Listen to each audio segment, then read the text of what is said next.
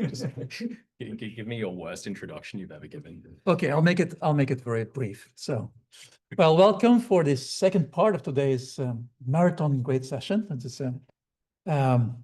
So this is an IEEE distinguished lecture talk, right?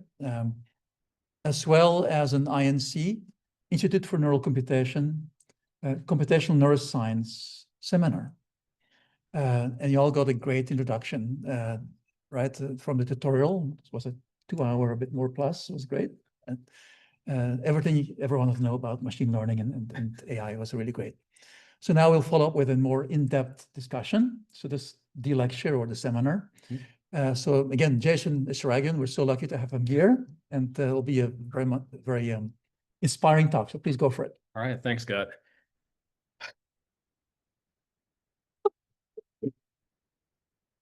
My favorite part of academia is the uncomfortable applause. All right, and so part two, we're going to look at all the more exploratory weird things that my lab has done. But before I go into artificial intelligence and brains and all the fancy stuff, I want to take a step back, more precisely 30 years back. In this picture, that's me, my sister Tash, and this is Tash's 2XL robot. I was too young. I was 3 years old. It was very high tech. There were major AI safety concerns, a lot of moving parts, very dangerous stuff in this cassette. But Tash didn't care about AI safety. She was very irresponsible. She gave this robot to a 3-year-old younger brother. So sure, maybe this picture was the life-defining moment where I would go on the trajectory of working on AI. But I'm not here to tell you about my history. This is a lesson about gratitude, right? And that is because I was so excited when she gave me the robot. I ran off with the robot. My sister calls out, "It doesn't cost you anything to say thank you."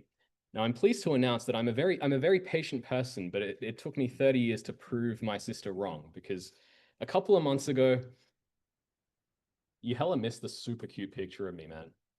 That's just come on. Like, so yeah, point is, manners don't get you anywhere. They cost a lot. So why is this the case? Why does it cost so damn much? We've gone through a couple of the operations that take place in self-attention, right? We have a good sense of why it is so expensive. And I've gone over this over the past 700 hours. I now am going to assume that we are somewhat comfortable with spiking neural networks.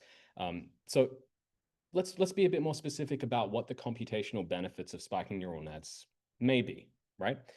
I like to distill them down to the 3 S's.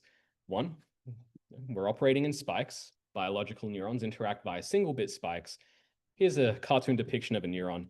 Here's an electrode. If I was to stick that electrode into the neuron body, then I would see some beautiful dynamics. I'd see a lot of change. I'd see a lot of noise. I'd see many things, difficult to interpret, but I'd see things.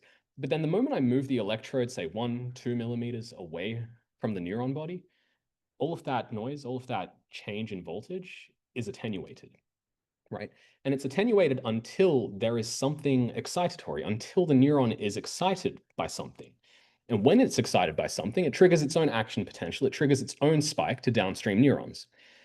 Computational neuroscientists like to analyze things at sometimes at arm's length to get a systems view or a holistic understanding of the brain, rather than getting bogged down in very low-level complex dynamics. And so you might denote all of these, every spike as with the number 1 and the absence of a spike as 0. We have a sense of why that's useful, because data movement is the most expensive part of most things in AI, most things in deep learning. And if we have a 0 times a whole matrix, that's just 0. That's a whole, I don't know, key vector or key matrix or query matrix that you don't need to access. So there's some benefits there. The second S is sparsity, and there is tight relation to the sparsity that we saw in this list of numbers, but biological neurons spend most of their time at rest, setting most activations to 0 at any given time. And when I say rest, and most of the time really, it's relative to the gigahertz clock speeds of microprocessors, right? I could read this list out to you and say 0, 0, 0, blah, blah, blah, 7, 0, 0, blah, blah, blah, 5.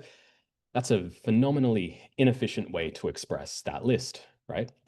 It would perhaps make a little bit more sense to just say 7 at position 10, 5 at position 20.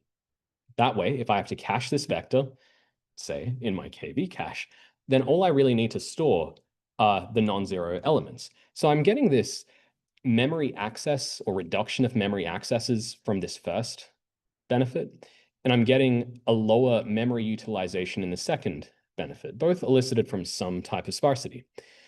In the neuromorphic engineering world, in the brain-inspired computing world, I'd be amiss if I wasn't to bring up sensory processing, right? But there's a lot of sensing paradigms, be it vision or olfaction or haptic feedback, where they take inspiration from the sensory periphery in the sense that we only process information when there's new information to process, right? Event cameras, dynamic vision sensors, things that only capture delta, right? And biology works in much the same way, right? If I was to ask you how many exit signs are here in the room, even though they're all within your field of view, you couldn't tell me because you're paying attention to me, my slide deck, and your emails, right? So you pay attention to what's salient and calling out 50% of you. We've gone through the Loihi integrate and find neuron, right? I want to now go into how to actually make these computationally useful. We've gone through this Loihi integrate and find neuron where, again, if this neuron is sufficiently excited, then it triggers its own spike to all downstream neurons. In absence of that, ideally, a well-engineered system will reduce or completely eliminate the number of memory accesses that you have to undergo. And this is what the dynamics of that neuron look like. Again, the top plot is your input current, the input stimulus just kind of summed across all fanon. And the bottom plot is the membrane potential, the voltage difference between the intracellular and extracellular medium. Every time we reach this threshold, the neuron triggers a spike. Well and good. We scale this up, we get familiar and comfortable with PyTorch, and we use all these gradient hacks and whatnot in order to build up some tooling that people can use to be able to train spiking neural nets considerably efficiently. So I spent the COVID era building SNN Torch, an open source Python library for gradient-based optimization of SNNs. I think it's made life a little bit easier for getting SNNs to do useful things, right? Useful in the sense that they're somewhat competitive with what the deep learning world are doing, because ultimately, if we want to get deep learning's attention, we got to stop working on Sci-Fi 10, et cetera. So it enables a few techniques for real-time online learning. It works well with PyTorch. It's had a couple of downloads, and it's also compatible with neuromorphic hardware, thanks to a few initiatives in compiling these spiking neural net libraries to alternative backends. A few places are using it as well in various research projects. One place that I think is especially cool is NASA. Turns out if you point a camera up into space and you try to do satellite detection or tracking, there's a lot of nothing up there, right? So there's a whole lot of nothing that should probably not be processed. So a lot of redundancy in what neural nets are currently doing. There's a lot out there, and by the same token, there's a hell of a lot more nothing by cubic volume. So I've also written, I'm not going to argue that, I win this one. So I've also written up this somewhat extensive, what's up, man? Good to see you. I've written up this extensive series of tutorials that can, if you're not comfortable, if you're not familiar with spiking neural nets and the intersection between deep learning and biologically plausible models, I think this is a great place to get started on. So with that being said, again, I think that we want to make spiking neural nets do something competitive, right? We want to push them into the forefront of what deep learning is capable of. There's been the promise of SNNs, the promise of the third generation of neural nets for quite a long time now, especially for those of you in that kind of inner circle of people that work on spiking neural nets. I think every introduction or abstract starts with something to that effect. Wouldn't it be nice to show tangible benefits that convince industry to invest money into kind of, I don't know, trying something new, right? People have tried these things, but I think that language modeling is some folk would justify not applying spiking neural nets to language modeling because spikes are all about the edge. Language models are not on the edge, which is a little bit of a lie. Apple love edge processing for language. You've got knowledge distillation into compressed models. anything lightweight does still require language, does still require something resource constrained, and our brains are the best blueprint for that. Something that is portable, runs off this pseudo saffron tea. So isn't it just the brand that's called saffron? Still good, still good. So all well and good. If we can kind of uncover how language works with spiking neural nets, I feel like language is a really solid representation for things that do reasoning, or things that appear to do reasoning. So it feels kind of poetic to be able to leverage modern deep learning LLMs with spiking neural nets. It's kind of like a bidirectional loop of brain inspiration. So we took the idea of spiking neural nets, combined it with full-length 1D convolutions, and we developed Spike GPT, which was at the time the largest spiking neural net trained via backpropagation and the first to perform language generation. I've got a few really dodgy performance samples of it. There's something like 216 million parameters, which isn't very big. I think you'd be a lot more impressed by those performance samples if they were 3 years ago now.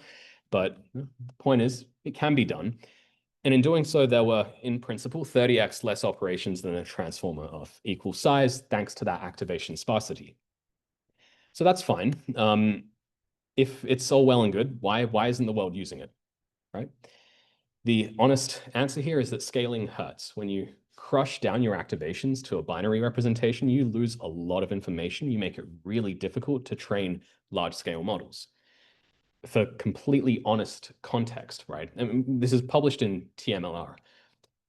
We initially open sourced this 216 million parameter LLM, which was the biggest backprop trained SNN at the time. And I think it stayed at that kind of on that throne for quite some time after.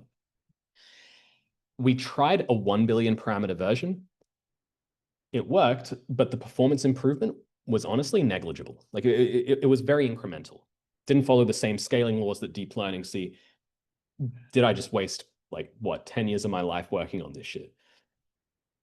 Hopefully not, right? Hopefully there were some lessons to be learned in order to keep optimizing. So scaling hurts, but if I can go back to the transformer self-attention, it's mandatory for a Shrek reference in every single slide deck. If I can forget all the nuts and bolts of attention and just give you the vibe of what attention is doing, let's take the sense and why spikes are perhaps having a difficult time with language modeling. Let's take this sentence, right? Shrek saw Taylor with binoculars. My question to you is, who has the binoculars? Is it Shrek?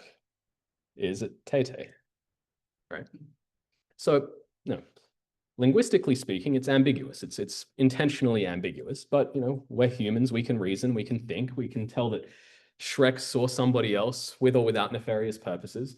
So therefore, Shrek probably is the one with the binoculars, looking at somebody else, right? Could be binocular ears. God, I wish people on Zoom may have seen you do that. Beautiful. Each one of these words, tokens, whatever, is represented by some embedding. They're passed into a couple of operations, and then you build up this self-attention matrix with a bunch of dot products that find correlations with every token, with every other token. In this world, perhaps we see a high value from Shrek, between Shrek and binoculars. We also see some lighting up between Taylor and binoculars. Why? I mean, binoculars is going to belong to somebody. Therefore, there's some attending happening in this Taylor binoculars link. But a well-trained LLM should be able to infer that Shrek is indeed the one with the binoculars. Now, we all know that with every additional token added to our sequence, we are adding an additional column to our attention matrix. You're adding an additional row as well, but a lot of it is nulled out thanks to causal attention masks. But you're adding a lot of memory usage.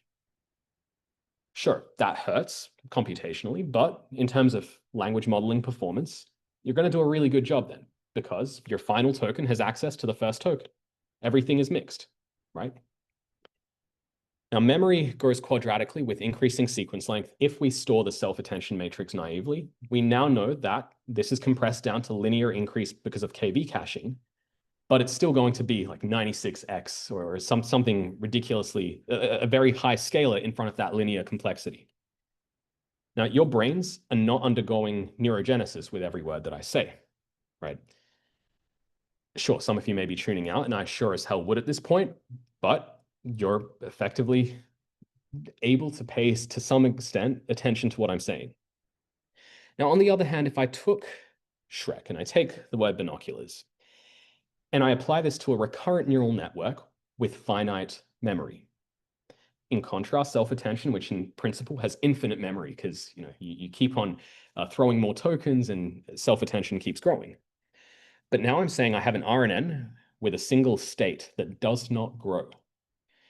I run this risk of, by the time I reach the final token, all information about Shrek has decayed away because of that transition matrix that keeps decaying my state. And all I'm left with is some link between Taylor and binoculars. And if I bring up this plot again, then you'll see that this is a very contrived example, but let's say that this first spike somehow represents the word Shrek, and this might be the remainder. But the point is that by the time the rest of the tokens have come in, all information about that first input has faded away, right? So we run into this short-term memory problem that is very atypical of, it is very typical, sorry, of recurrent neural nets. So we've got this case where attention has too much information, but it works really damn well, whereas spiking neural nets and recurrent neural nets don't have enough information, but damn, they're efficient, right? So the goal of my lab has really been to figure out how to bridge this gap, how to make things that are a bit more brain-inspired, continuous in time, things that are always running, take that efficiency and get it with the same efficacy, with the same benchmark targets as modern large-scale language models.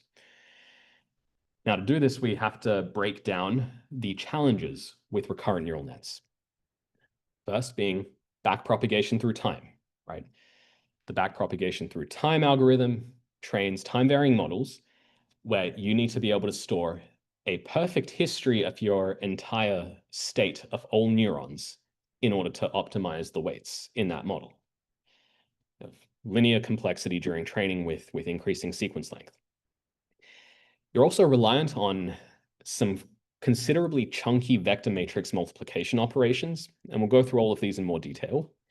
And perhaps most critically, you end up with poor long-range performance after going through all of these. So there is a very good reason why people moved away from sequential modeling over to attention. They just wanted things to work, and they did not hesitate to throw as much compute as they could get their hands on to make that happen. What if we have less compute though? So let's start with addressing these problems one by one in a push to making RNNs more competitive with attention. So backpropagation through time is effectively addressed by removing your nonlinearities through time. If you have no nonlinearities through time, which I made a big deal about, like, I don't know, 45 minutes or an hour ago, then you're able to train these models using parallel scan algorithms with logarithmic complexity. In principle, I might run a for loop to simulate a spiking neuron. I'll have a hidden state that is updated at every time step, and it's decayed by a factor of beta, and then you add this X0 input.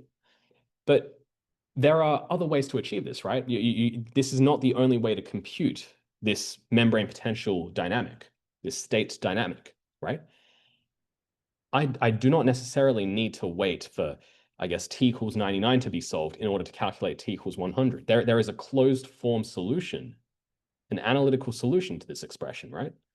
Where every single one of these inputs will contribute one of these exponential kernels, right?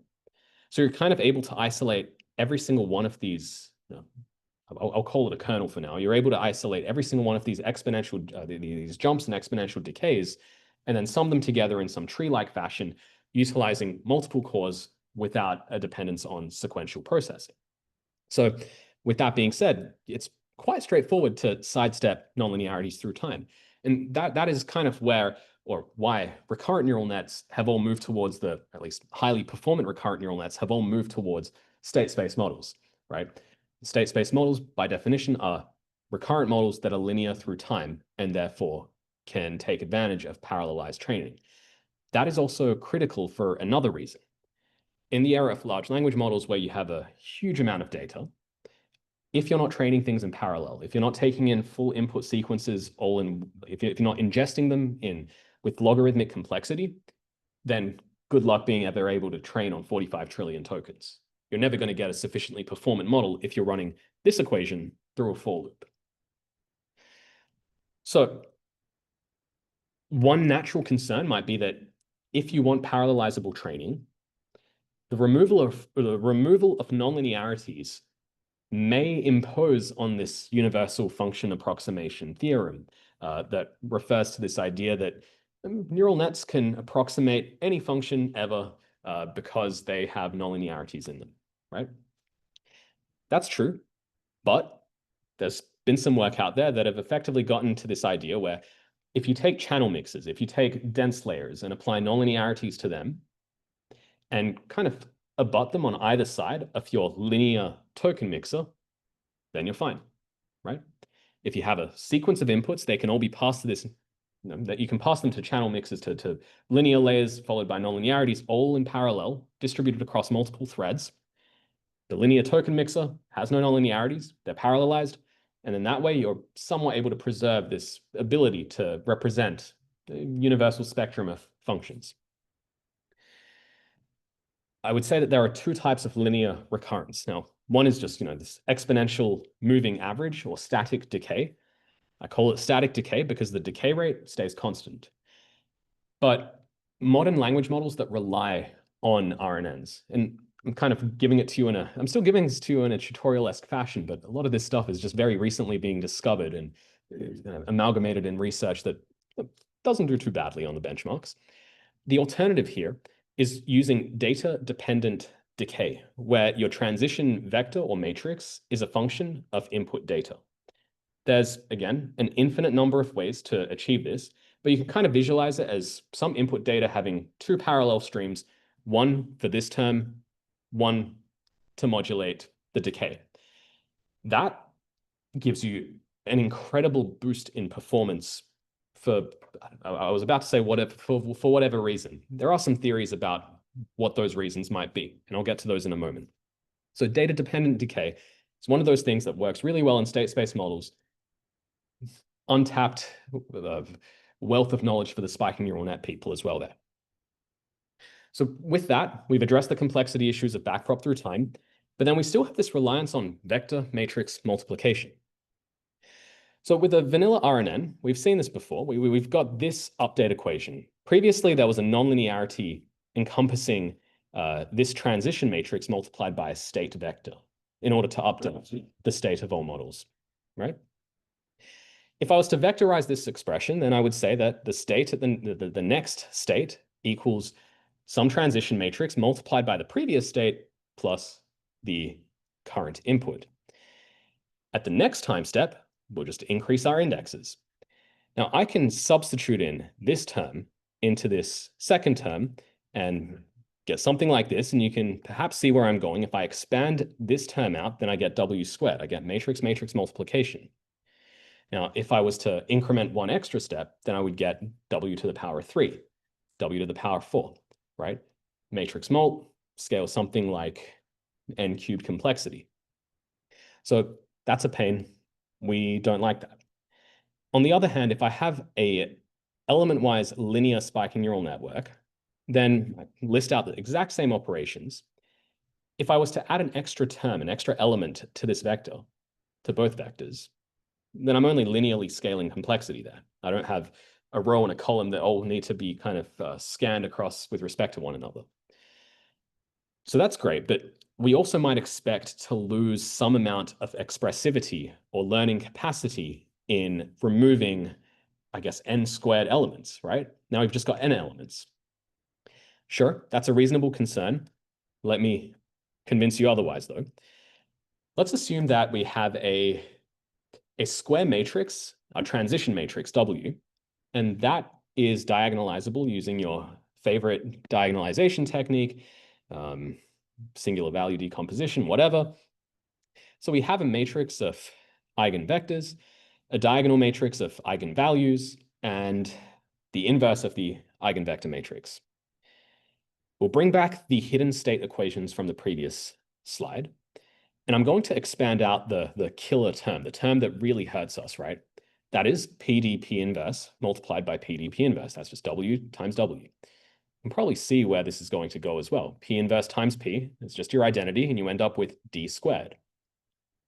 A diagonal matrix squared is just the Hadamard product of the collapsed representation multiplied by itself. That is very similar to the Hadamard expression that we saw with the spiking neural net. That grows with linear complexity.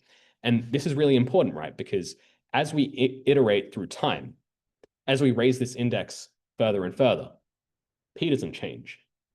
P inverse doesn't change. You can kind of pre-compute them or just compute them once and then you're good to go. It's only the diagonal matrix that changes. I think that's really powerful. Now, calculating inverses, bit of a pain in the ass, especially as you get to larger and larger matrices. So the deep learning community, or at least the state space model community, sat down and shook hands and said, yeah, let's not do that. Let's just have a random matrix, call it Q, and it can be random. We'll just make it another learnable matrix, and who cares? So, you're now breaking that assumption that you're breaking equivalence of these two in doing that. But I think it's okay, right? Performance shows that it's fine. Perhaps more importantly, by making Q an additional learnable matrix, you're kind of expanding learning capacity as a result of that. And what's elegant about this is that it really well matches the previous slide about the universal function approximation theorem, right? You could take P, it's a linear transformation, but hey, if we're already changing P inverse to Q, let's add a nonlinearity to it, and that can be the nonlinear channel mixer that precedes our token mix, our linear token mixer. D squared, D cubed, D to the fourth, those are all linear transformations. We'll apply that to the next layer as our linear token mixer. And then likewise with Q, that comes next. So this all kind of fits in really elegantly without loss of any sort of generality here. Now, you've got a few options, right? If D, and this is a study done by, I want to say Songlin Yang from MIT, with results published in a paper called Hierarchically Gated Recurrent Networks, HGRN, which is a very strong state space language model, where it was found that you can use real eigenvalues, sure. And if those eigenvalues fall between 0 and 1, then you're just going to get that exponential decay that we are comfortable with spiking neural nets. Alternatively, if you add, I guess, an extra matrix to represent complex values, then you're able to get oscillations. You can get periodicity. So a lot of positional embeddings nowadays are not needed in state space models because this oscillation kind of naturally embeds what rotary positional embeddings would have otherwise done. So that's kind of nice. Another kind of perhaps more subjective view, there was a phase of like several months where people were very bullish on complex valued eigenvalues. And then someone kind of took the duplicate matrix where one is complex, one is real. And they said, all right, well, what if we just expand our possible number of learnable values and make them all real? It worked the exact same, right? Performance was on par. So it could be that language doesn't care so much, or maybe that it just wasn't trained too effectively, or it could be something that's a bit more relevant to signal processing where Fourier says, yeah, everything's a sinusoid, right? Language doesn't feel as sinusoidal, but maybe it is, I don't know. But with that being said, we've removed the pain points of vector matrix multiplication. Finally, poor long-range performance is something that, yeah, really needs to be addressed. I think that is the most critical of all. Historically, we've seen a few different techniques done to address this.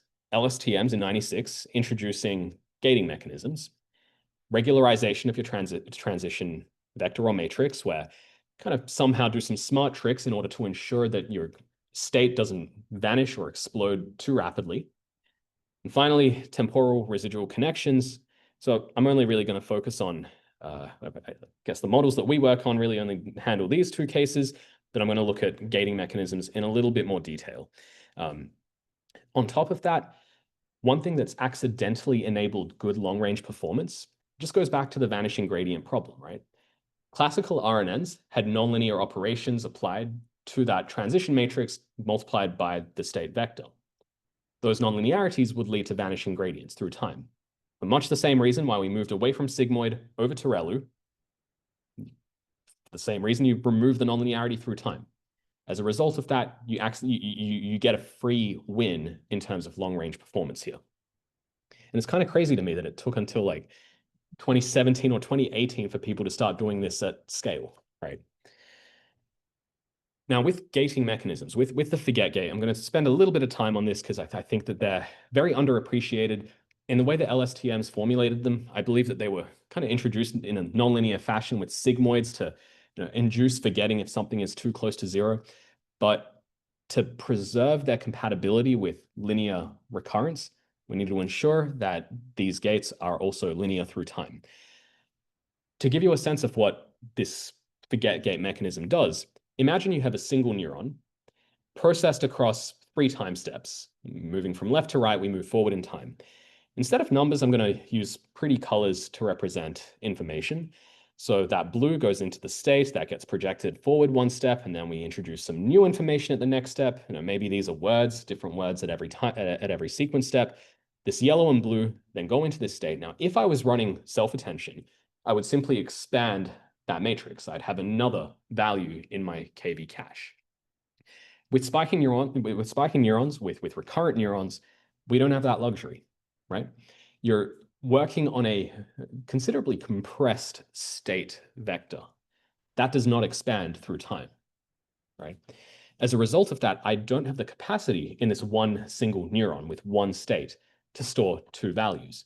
So they're going to somehow mix, maybe they're added to each other, but ultimately you end up in this position where you can't kind of disambiguate the 2 original sources of information, and you've, I guess, got lossy compression as a result of that.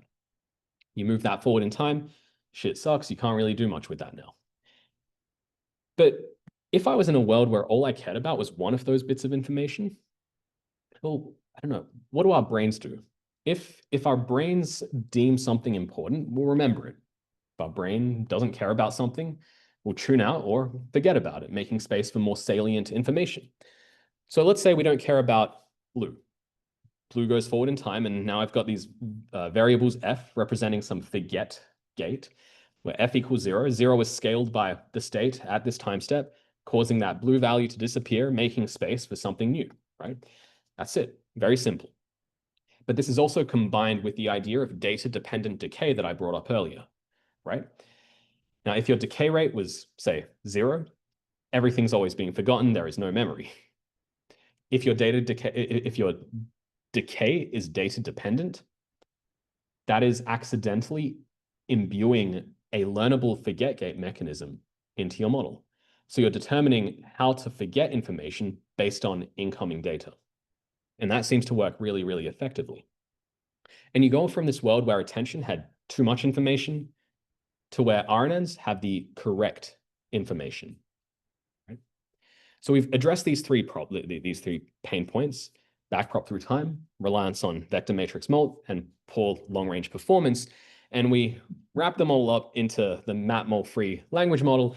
It's the first billion parameter scale matrix multiply-free model to achieve language generation. Got a bit of hype on various social media because it's a very sensationalist title that I'm very proud of. But if I saw this, I would call bullshit. I'd say, no, as if you got a deep learning model without vector matrix or matrix multiplication. Let me help you, right? So with all of the dense or linear layers, all the parameters were ternary. And we know ternary models work pretty well. If you have a 1 times some incoming value, it's just the same value. If you have 0 times an incoming value, that's a 0. If you have -1 times the value, that's a bit flip +1 or something in 2's complement, right? So computer scientists hate this one simple trick. Really, it's VLSI or chip designers that can appreciate that, yeah, you don't need a multiplier for something like this, right? It's all well and good. We also instilled this ability to learn to forget using data-dependent decay, using linear mechanisms to make sure that information is selectively forgotten about. And in doing so, we were able to actually deploy stuff on real hardware, 13 watts at human readable throughput. So let's look at some of the numbers that we achieved. We collaborated with some friends in the CS department who deployed this on an FPGA. They achieved 23.8 tokens per second at 13 watts. And for a comparison point, human readable throughput is 5 to 15 tokens per second at 20 watts of power in the brain. So that's all well and good. We more recently have been working with Intel, namely with Stephen Abreu, who's been helping us deploy the matmul-free model on the Loihi neuromorphic processor. Granted, this Loihi neuromorphic processor is, or at least it was originally tailored for spiking neural nets. It was tailored for sparse activations and sparse data movement and fine-grained sparsity. We're not really doing that here. Sure, our weights are somewhat sparse by virtue of using ternary parameters. About 33%, 1/3 of the total weights are zeroed out just accidentally because we're using ternary -1, 0, +1 representations. But the activations, no, we're not forcing them to be sparse. But there's a series of other features that make them a really natural fit. For example, recurrence, local dynamics. All of these make a lot of sense. On top of that, it's an asynchronous processor. If there's no data to process, then you don't have dynamic switching or clocks that are going to burn power, right? Now, if you visualize a 96-layer language model, your token goes in 1 block at a time. That's a lot of blocks that don't need to be used if you're running single sample processing. So with respect to the neuromorphic processor, let me show you some of the results that we've got here. Now, on the x-axis, we have the sequence length. And granted, this is smaller than what we are used to with modern language models. On the y-axis, we have throughput in terms of samples per second. Higher is better. And we're comparing this matmul-free model. We've got a variety of different sizes. And we're comparing it against what's called the transformer++ model, which, again, it's very similar to the model that I kind of stepped you through a couple hours ago. We tested it across several different baselines. And as far as small or short sequence lengths are concerned, we don't do very well. Sure, maybe as you go out to 100K sequence lengths and all that, you'll do something a lot better. The performance gap will increase because matmul-free doesn't require KB caching, etc. So throughput will naturally decline as you have increased sequence length for the competitors. But at the same time, like 1K sequence lengths are a pretty useful regime to operate in, right? And especially at the edge.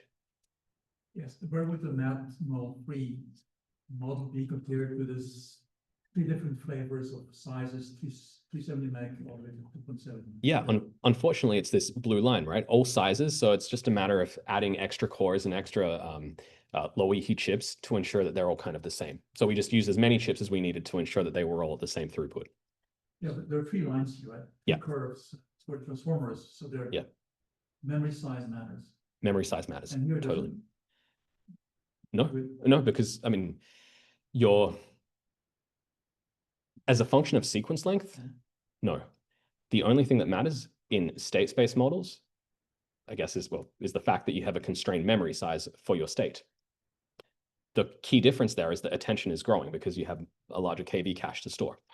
So that's, I guess, why the matmul-free and more generally state space models are going to win in terms of throughput as you go to larger sequence lengths, right? It's still not a very compelling win, though, right? It's fine. It's nice to kind of hit that standard, but we're not going to be changing lives or convincing the world to migrate to a completely different paradigm with results like that. But the thing that I've kind of hidden from view is how much did it cost to generate those tokens, right? Those are very different. So we ran the Transformer++ baseline on, I guess, server class GPUs, H200, or no, it would have been H100 at the time. Now on the x-axis, I'm showing you the amount of joules per token. Lower is better. We want less joules for a given token that's been generated. On the y-axis, we have throughput per watt. Higher is better on the y-axis. So this is the dream. This right here is where we want to be sitting, right? We want more tokens generated given 1 watt of power. The size of these green circles reflect the parameter, the number of parameters in the model. here is a 2.7 billion Transformer++ model. And for context, Transformer++ is the baseline of all open, or it's the backbone, or at least all these models are based on the ++ variant, such as Llama and QN. So all these open source SOTA models just make slight variations to Transformer++. When we implement the models inside of the card, in this case, you modify for each model the topology for the circuits inside. Yeah, so there are some standardized ways to modify the architecture to fit in with these different model parameters. So there's this paper out there, Pythia. They show a nice embedding dimension, number of blocks, number of heads for given model parameter sizes. So if I want to run, say, a 2.3 or 2-ish billion parameter model, I would default to, I think it's 32 layers with embedding sizes of 2.5K. If I want to drop it down, I'll kind of just go to that lookup table and re-implement that architecture. It's somewhat standardized. So that's all well and good. This is where Transformer++ sits. Now I'm going to hit play and we're going to see where matmul3 sits. And we've got to zoom out a considerable amount to see where it is. And this is kind of where the wins are really there.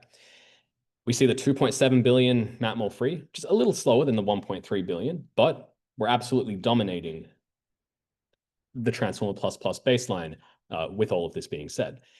And not just that, but Transformer++ is trained in a BrainFloat 16 format. We're on that ternary game.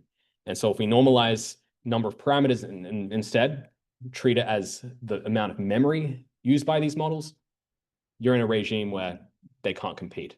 And in terms of actual baselines of language modeling performances, which I haven't shown here, it's more or less on par. The average across various ARC challenges and HelloSwag and all these common benchmarks, you're pretty much on par with those. So this is efficiency, right? But what about performance? When you say performance, you're referring to language modeling benchmarks? Yeah. Yes, where the candidate bag is config resolution of the... Gotcha. Yeah, which is exactly what I just said for the most part. It's on par for the baselines that we tested. There are baselines where state space models suck compared to transformers. Is anyone familiar with the needle in a haystack benchmark? So imagine you have this gigantic PDF and you throw a needle into that. So the PDF is your haystack, and there's one sentence that you throw in there, like San Diego is a beautiful city. You put it in the start of your PDF, and you go through the rest of the PDF unrelated to that needle, unrelated to San Diego is a beautiful city, and then you ask your model, what is San Diego, right? That's the needle in a haystack benchmark. And for the most part, state space models are really quite bad at doing that relative to transformers. Some could argue that the needle in a haystack benchmark is a pretty shitty benchmark because why are you testing on some needle that is completely unrelated to everything else? And if you've got to forget, if your state space model is trying to forget information, then maybe humans would remember that sentence randomly in fucking Dr. Seuss or something if you had something completely orthogonal to the rest of the text. But language, a well-trained model, yes, it will be able to achieve that. But we're working with models that are not fine-tuned. We're working with pure foundation models, right? So there is a place where these do fail, right? The failure, so two problems. The tokenization set is identical. Yeah. And vocabulary size is an issue with they're all normalized, yeah. It has nothing to do with the problem. Why does it fail? Oh, because of limited states. Yeah, KV cache keeps growing as much as you want it to grow in attention. State space models, no, you need to visualize as having a single vector as your cache. Yeah. That's also why throughput, we win with throughput as you go towards longer sequence lengths. So something's always got to give. Very rarely is there a free lunch, but sometimes free lunches are nice as well. So what you're watching right now is Meta's Llama model running on my own personal console pre-recorded, based on classical transformer architecture, top of the line H100 NVIDIA GPU, built for large-scale deep learning. I wrote a simple function for it to describe the task, which is a simple benchmark so that we can compare it against a brain-inspired, matmul-free language model. This recording was done in real time, and yeah, it's lagging just slightly behind the average human reading speed. And so, yeah, you could imagine this becoming a problem if you were to use language models as agents, which should ideally be able to generate tokens much, much faster than reading. Like human reading speed shouldn't be the pinnacle, right? We need something a lot faster. So on the other hand, I can also show you the power profiling. Right now, I'm just writing code, and then you've got idle power, and then suddenly when you're actually churning, then you introduce the dynamic power on the GPU, jumping up from 200 watts to 300 watts. Granted, this is a GPU that is not fully utilized. This is just a single, we're not batch processing, right? All well and good. If I bring up the matmul-free model side by side, running on Loihi, again, very contrived. The prompt is basically repeat after me, and I've kind of told it to say this already. In this case, you see faster throughput, considerably lower total power. So this is pretty damn nice, I think. We just published a bunch of results of the matmul-free model in an ICLR workshop. I want to say like a month ago. So this is yeah, something that I'm pretty happy with. But at the same time, if we've gotten this far just to be on par with the worst models that the biggest companies have to offer, it's cool if I wear my professor hat, but I don't know. It's kind of depressing if I'm wearing my useful hat, right? Knowledge generation, all well and good, but we want to go further than that. So if we want to go that last mile, then we really can't be working against industry. So I downloaded TikTok. My graduate student, Ridger, he started an internship with ByteDance, and we've joined forces to build something that is actually competitive with real-world state-of-the-art baselines. I think it's fair to say that the way that we design circuits has very much gone up the abstraction layers, right? And this might sound completely unrelated to AI, but with circuits, you start off by optimizing connections between BJTs, and then you on wooden boards to doing layout, to building the best adder that you could possibly build, to a fancy multiplier, to Verilog, to HLS. You go up the stack to enhance productivity, right? LLMs kind of feel like they're doing that too, which is kind of obvious where I'm going with this, with reasoning. And there is a lot of room at the top with LLMs too. And we're seeing this especially in the era of prompt engineering and reasoning models, chain of thought. Now, OpenAI, it is public knowledge that they had a lot of difficulty with scaling up GPT-4 just from parameter size alone and data set size alone. But reasoning it seems to have kept them on their performance trajectory to keep their models getting better and better. So we don't know exactly what they're up to at OpenAI with this. It's not released information, but I feel like I can break down reasoning into two not so mutually exclusive categories: serial and parallel. Now, in the serial case, we might take some input data X, concatenate it with a system prompt that will induce reasoning. So I might say, break this task down into smaller subtasks, list them out, and then you might take them into bite-sized pieces and form some tree in order to process or parse through all of these subtasks incrementally. And we'll feed that into a model and trust that the task has been successfully broken up into subtasks that are repeatedly passed through the same LLM again and again. So this is a very recurrent process. It's just recurrence wrapped around something that is not so recurrent. And we can also make reasoning more parallel. That is, we could generate many, many responses and take all of the various outputs and either have a human choose the best one, RLHF, but we know that those types of processes are very brittle, very unstable. I know that Google had a very difficult time making their old school from like a year ago language models work successfully from human feedback, because humans are subjective. We have different opinions on what's the best answer, right?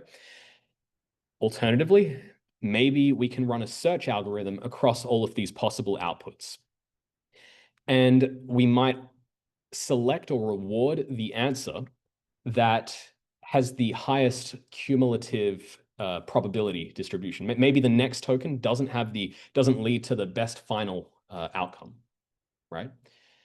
So you can do that via, I guess, manual heuristics. You could do that using reinforcement learning. You could have another model assign what it thinks the value should be. But all of this, like everything here, is predicated on a pre-existing, pre-trained language model. These also rely on explicit output tokens. It is, of course, possible, perhaps with a bit more complexity, to generalize this to latent embeddings before you get to the final output. Complexity in the sense that it's hard to interpret what's going on. You need to go through a training process and let the model figure it out for itself.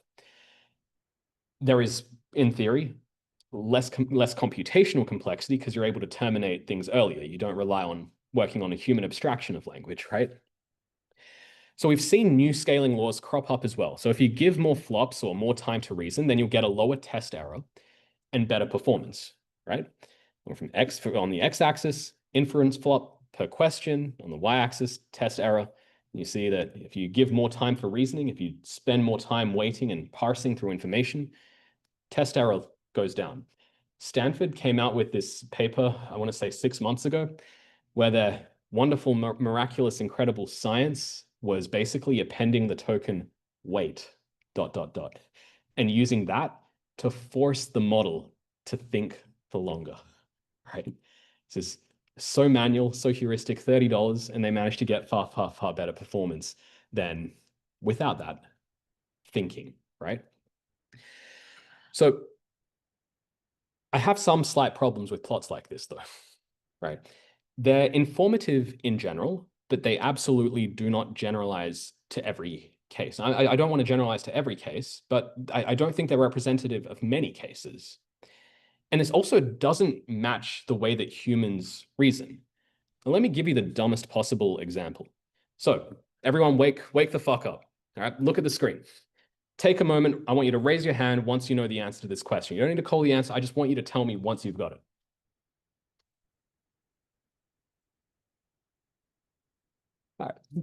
All right, there we go. All right, try again. Same. Like, ideally, way more hands would have gone up way faster. And finally, yeah, sick. Everyone's hands up. I'm just going to gaslight myself into thinking that. So it's clear that there's a bunch of things that's muscle memory, right?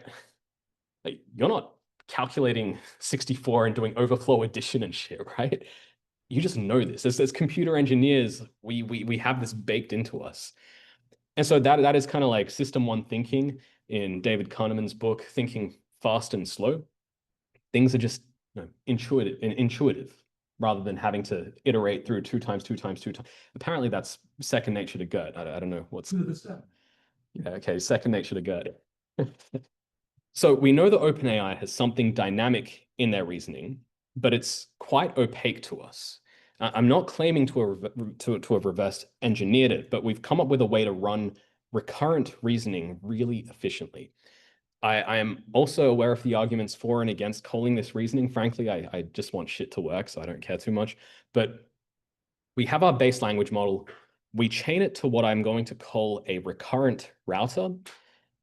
This is one single neuron that tells me, should I keep reasoning? And before I go forward, I should mention that these are all, the results I show you are from 2 days ago. Like, we're still training this model. We haven't finished these experiments. This isn't even a preprint yet. That hopefully happens next month. Things are still churning. But yeah, so all these slides were made in like the past 12 hours. But I have this one neuron, this recurrent router that tells me, should I keep reasoning? It's executed after every forward pass. But before we go to an unembedding layer to go from latent space to this is the token that you're referring to, before we go there, this means that we are entirely operating in the latent space rather than in natural language, which has been done before many times. But another interpretation of this is that it provides an early exit pathway to terminate reasoning sooner. And for those of you that follow a bit of language modeling literature, you can probably appreciate that much like the load balancing problem in Mixture of Experts, deeper reasoning steps, will have disproportionately fewer training samples than early reasoning steps. These are still the same model, right? But that model not being exposed to embeddings that have been more deeply transformed after 6 reasoning steps, after 12 reasoning steps, you need to be able to train your model on the condition of seeing those bits of data. So there are 2 obvious things that we can do. One, we steal from the MOE people, the mixture of experts people, and add noise injection to the recurrent router to ensure deeper layers see more information. And secondly, we modify the loss function to include, you've got the cross entropy loss here, which does what a language model should be doing. And this second loss is effectively a term that represents a reward inspired by work done in another model called PonderNet, though I think that was far smaller. The practical effect is that there's this KL divergence term, and it encourages more exploration of deeper layers, of later reasoning steps, where n is the number of reasoning steps. So to do something, and there's a lot of theoretical reasons why this is the way that it is, that I'm not going to go into here, but rather just give you the intuition for now. But to do something like this properly, you do need a boatload of data and a lot of compute. You're training both a foundation model at the same time as exposing the model to these iterative, kind of deeper reasoning steps. So there is work out there that does very related, similar stuff, but there were no scaled experiments. So we kind of took a risk on getting the compute needed to make this work. So we trained this on Transformer++, right? So we're not as a first step, it makes sense to test this on the de facto canonical model, right? So we're not touching state space models here. There's already enough recurrence going on. We trained this on Transformer++, the most vanilla open source model out there, without tricks like what DeepSeek uses or anything like that. It's a Transformer++ model with 1 billion parameters, considerably small. It's again, it's the backbone of most open source LLMs out there. Right now, we are halfway through training it. So there's, again, no preprint, just raw data plucked out from our checkpoints. We're blasting 256 H100s right now. They've been blasting and contributing to global warming for the past week. Hopefully just 1 more week to go. So let's compare our model against the other SOTA models at this parameter scale. So they're all in the 1 billion to 1.5 billion range, close enough. Then the number of tokens that these have been trained on. So that is Llama 3.2, QN 2.5. Also, we should be, we're going to make it crystal clear. This is undergoing just 1 training phase. There's no RL, right? That loss function may resemble loss functions from RL, but ultimately this is all just during the pre-training phase. Llama 3.2, QN 2.5, they've all been optimized to be chatbots and optimized to make humans happy. Number of tokens trained. We're at 1 trillion so far, which is a lot. Meta is richer than us. So Llama 3.2 was trained on 9 trillion tokens, nearly 10x. QN 2.5, which is the state of the art at that parameter scale, on 18 trillion tokens. And quite frankly, this is where shit's absolutely mind-blowing. Is tested on the average accuracy across some actual meaningful benchmarks, in particular MMLU. Our average accuracy is 0.508. It absolutely blasts Llama out of the water without any of that fine-tuning bullshit, right? How about the energy? How about the energy? Same. Yeah. Actually, is it? Yeah. This is important. So we haven't profiled energy yet. So we just trained this 1 week ago. So, but let me try and guess, right? So Llama 3.2, the training process, we win so far because we're only at 1 trillion versus 9 trillion. It's significantly fewer training iterations and we're already beating them. During inference, however, of course, we are going through multiple iterations, so that will add to the cost. Perhaps more so than Llama 3.2, right? I would imagine that the training process will go, it's going to scale linearly. So sorry, inference will scale linearly with every extra forward pass. But I have some comments on that in a moment as well. So yeah, QN is what we have our sights set on based on our scaling projections. Yeah, I really hope that we beat it in a week because I think that would be quite game changing. But yeah, dominating Llama 3.2 with basically 10% of the training time and no separate reward modeling or fine tuning is, I think this is a pretty good thing. I would also like to share what I think is a really cool insight, and this relates quite tightly to energy consumption. But we forced a fixed depth model where we guaranteed 8 serial reasoning steps against our more dynamic early exit, early termination, think fast, think slow type of approach. And this is checkpointed from a little bit earlier than 1 trillion. So I've got to see the data on this again, but at the 100 billion token checkpoint, fixed depth reasoning maxed out at 8 reasoning steps performs slightly worse than dynamic reasoning steps. So all of those scaling curves that show you that more compute allocated is going to get you better and better losses, that's not going to hold true all the time. If you have something wrong, then you're going to induce some negative feedback into your model. At least that's my kind of working assumption right now. So forcing a model, forcing more reasoning where you don't need more reasoning really hurts performance. I think 2 times 64 is a good example. I would rather just spit that answer out at you than do 64 times 2 on paper and do everything one by one, right? Accuracy. Yeah. Yeah. What's the time process to get this accuracy? How as in how long did it take to run these benchmarks? I didn't profile the time it took to run benchmarks. The time it took to train models to get to this point.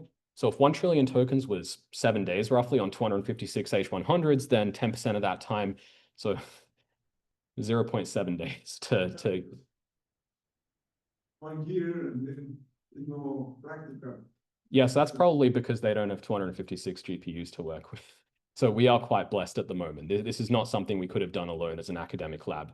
We really had to get that ByteDance sugar to make this work. Yeah.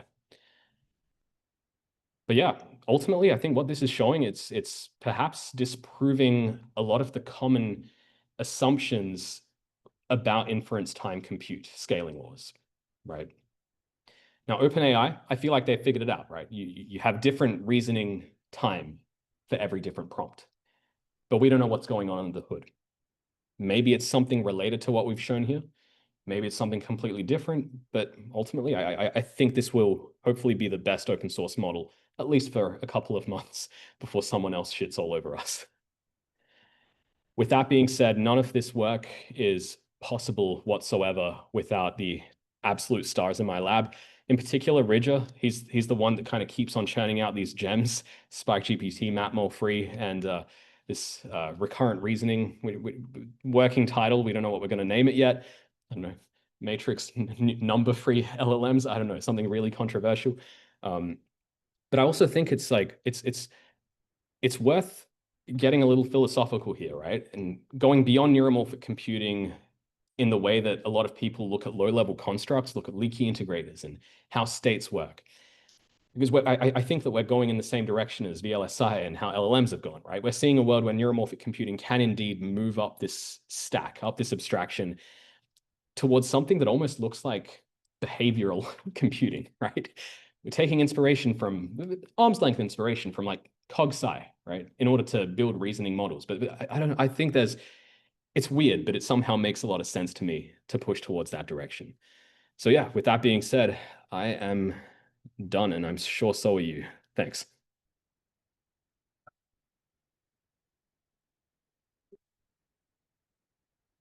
Wow, this was great. Any questions? Audience or over? Yes, let's start in audience. Yes. So when you are doing reasoning during your instance, so what actually is changing in your network because you have already trained model? So no, we don't start with the pre-trained model. Rather, the early exit, think of the early exit neuron, that router neuron, as a router neuron through time. Input data goes into an architecture, comes out, goes into that router neuron, which is cheap, right? Single neuron. That neuron says, we're done, or it says, keep going. It says, keep going, route back. And so you can see that every weight in that neuron is going to be used twice in a two-step reasoning process. That means that there are two gradients that are calculable for that particular weight. The second gradient is based on more transformed data. The first gradient is just on the original data. And if your model decides to repeat this 8 times, then you have 8 gradients that are updating the same weight. Those gradients are going to reflect a deeper level of reasoning. It's in a way, you can compare this to auto-distillation, where a model is distilling knowledge to itself, though we have an 8-step reasoning model distilling to a single-step reasoning model, right? But it's not pre-trained to start with. It's being trained while we calculate what the routers should be doing. On the back of that as well, I feel as though if we were to apply all the RL fine-tuning, PPO, DPO, et cetera methods, we would probably gain less, because we're kind of borrowing some of the things that RL is doing and instilling it into pre-training. So I think we would get less performance boost as a result of doing RL. That's just a guess. At the same time, though, I think those other models, they're more than at liberty to employ this method, and I think that they would win a little bit in doing so. It's all very much speculation. Like I don't know what the maybe we suddenly have a loss curve that spikes. Maybe the GPUs crash and we lose all our data, and I don't publish this ever.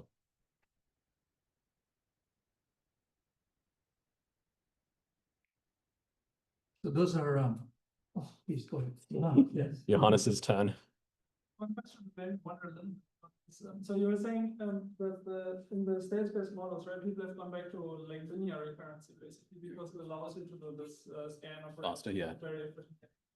But it's that also means that your memory is kind of like a linear dynamical system, like it's always just decaying or oscillating or something like this, right? But if you want a really long memory, it's like in the analogy to like circuits or whatever, you want some feedback and some nonlinearity or something to latch some value, like to keep it stable for potentially very long time, right?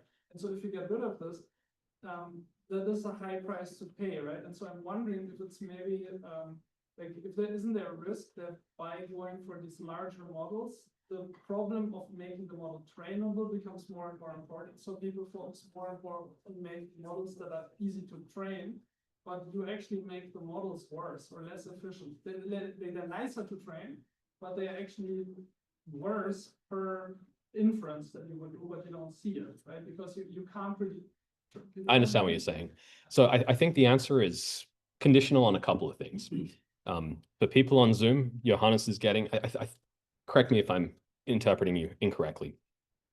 If we take a state space model, which is in principle cheap and very happy, and we blow it the fuck up and make it really big, then how much does attention, like removing the KV cache, really matter, right? You're taking a benchmark performance hit with potentially diminishing returns because you're adding extra blocks.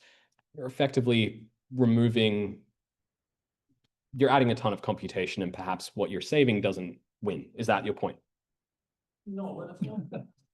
Okay. Do you want me to answer my invented hallucinated question? Sure. If you increase the amount of dense layers and everything that's non-time varying, yep. My misinterpretation of your question is indeed correct. If you increase your context length, no, then state space models will always win in efficiency, but at the cost of forgetting things. All that means is that there is a lot of low-hanging fruit in coming up with better ways to remember information over time. There's one kind of subfield that I haven't touched on in this non-exhaustive overview of state space models, and that is test time. What do they call it?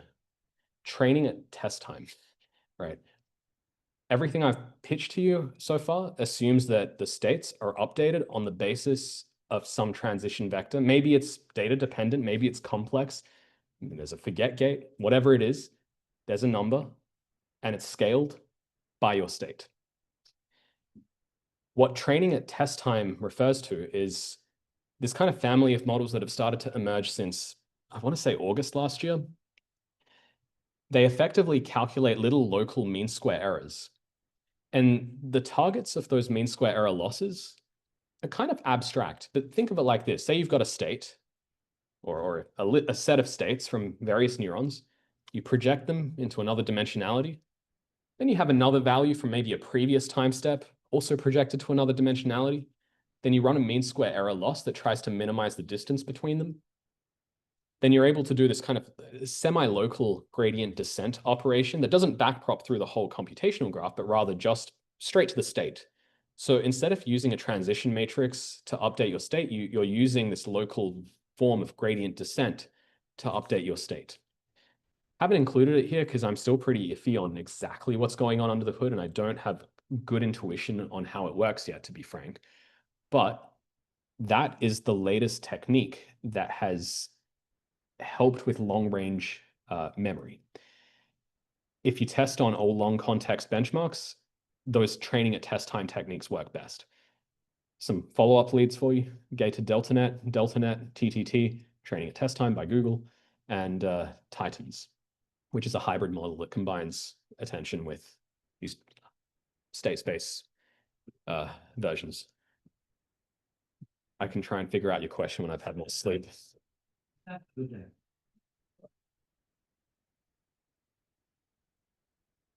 Wow, this has been great. So, and I can't help to make a connection here, Jason.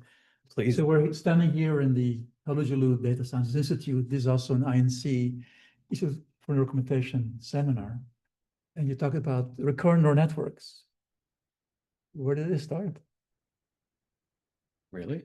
Well, we had Jeff Elman here, Oh, shit. who was the father of the HDSI, Yeah. one together with Rajesh Gupta, and he was also part of INC. And in fact, and you talk about PDP, right? PD squared P, right? So the parallel distributed processing. This was this.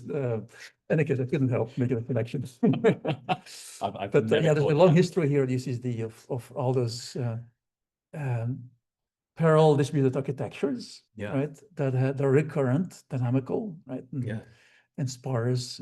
Yeah. How very poetic. It all started here, and hopefully we can have like a small little sliver of making them more useful. No, this has been fantastic. It's great. Awesome. Yeah. More questions? Has been a long day. Yeah, damn. Your asses must be hurting. Anyone over Zoom? So feel free to mute yourself over Zoom.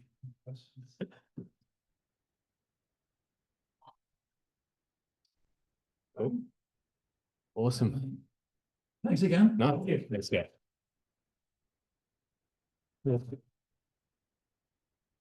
And let me also thank, so by the way, this was a great event co-organized between IEEE, right? We had the Robotics Society. well, yes, several societies. And then we got a message out. Yeah. So what was the peak on the bridge? 50, 60? Yeah, we had quite a few people, like 40 or so people online, and this room is also quite full. So this was a good event, right? The IEEE San Diego sections, several, right, and also the student chapter here. So we had Katie just walked out, Katie Richter, and also Samira, who has been very helpful because wow, look at all this great food we had here. So so thank you so much. Yeah. And we have some more IEEE student events. We'll get you back here. Hell yeah. Because you're Quick drive. a IEEE class, distinguished lecture, and also an EMBS one. So we'll get you back here for the bio talk. So hell yeah.